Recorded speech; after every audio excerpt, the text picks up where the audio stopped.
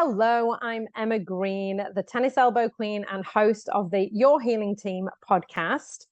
This episode is going to be all about biomechanics, and I am going to focus on tennis elbow for this episode, but know that biomechanics is going to be something that will affect any issue, any problem that you have throughout your body. Biomechanics needs to be looked at and assessed by a knowledgeable practitioner. If you are having therapy, a physical therapist or an occupational therapist, experienced healthcare professional can do that for you. They can look at how you move. They can look at your biomechanics. And if you are working with a professional coach, if you are having tennis lessons, if you're working with the golf pro, they can absolutely look at your biomechanics when you are in a session with them. And I highly recommend that you do that. So first of all, what is biomechanics? Biomechanics is basically just the way that we move. And we talk about good biomechanics and bad biomechanics. And everybody is a little bit different. You only have to watch, if you ever watch an athletics meet or a marathon, when people are running, you are going to see so many different styles of running. And there's what is typically considered to be a good or effective style of running. And then there are going to be athletes who are not in a sort of good biomechanical running motion, but they can still be incredibly effective. Paula Radcliffe from the UK is somebody who immediately springs to mind. People used to talk about her running style in a very negative way, and she went on to become incredibly successful. Michael Jordan is another one. He was a track athlete, a sprinter, and he had a very different running style to most of the other athletes, but again, incredibly effective for him. So we have to look at biomechanics in a very individual way as well.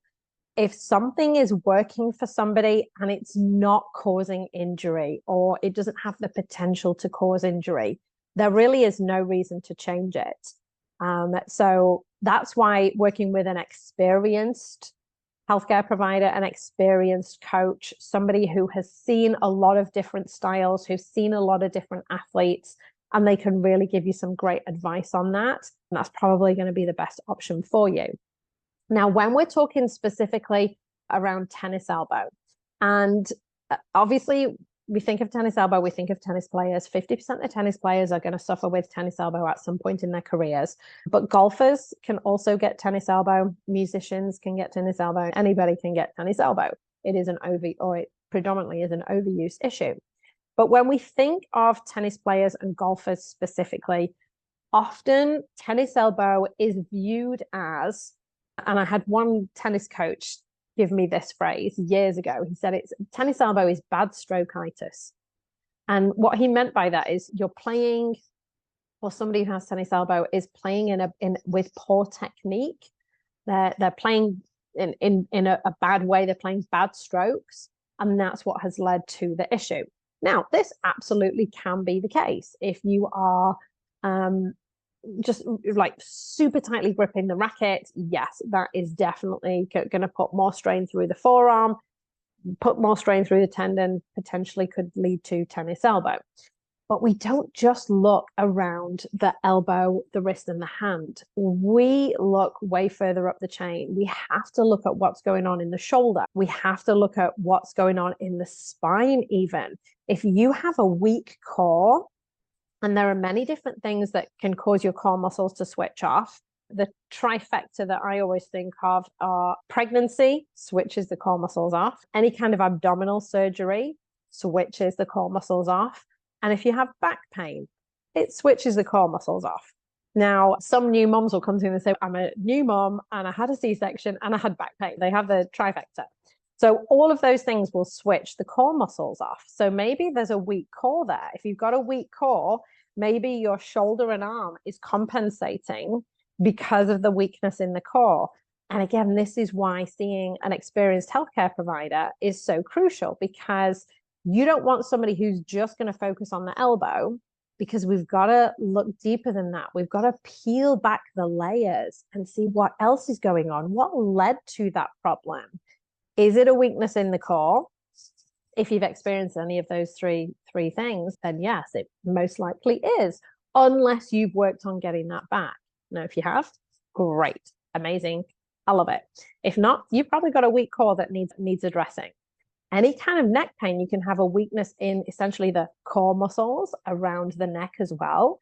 That needs taking into consideration.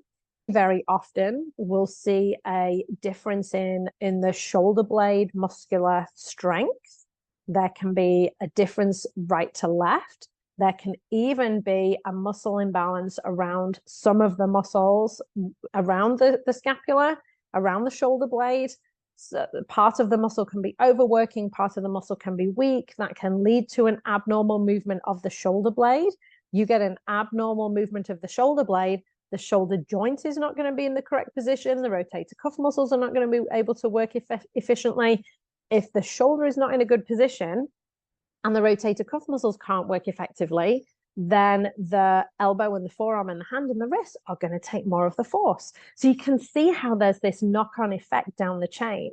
And when we're looking biomechanically at what's going on with somebody who has tennis elbow, we need to be addressing all of these other things as well. We need to be checking all of these other things as well. Checking for anomalies, checking for discrepancies one side to the other, checking for weaknesses, and addressing that and putting into place a treatment program that is going to resolve those issues. Because if somebody just focuses on your elbow, and maybe you're resting and maybe you're doing the things and you're getting some pain relief and things are going well and you're like, oh, this is feeling really good. Imagine if you don't address those potential issues around your shoulder. Imagine if you don't address the potential issues around the core weakness. What do you think is going to happen when you start back on court again? Or you start hitting golf balls again? The root cause of that problem has not been resolved. So guess what? It's just going to come straight back. So that's why we've got to look so deeply within the biomechanics of everything that affects this and make sure that all of those elements are resolved and strengthened and working in the right way. We want normal movement patterns. We want to correct any abnormalities in the movement patterns. And that's what biomechanics is. That's what we look for when we're talking about biomechanics. So that's about giving you a brief overview there. I hope that has made sense. I hope I've not confused anybody too much. If you have any other questions, please don't hesitate to reach out. I love questions, and I hope to see you on the next episode. Take care. Bye.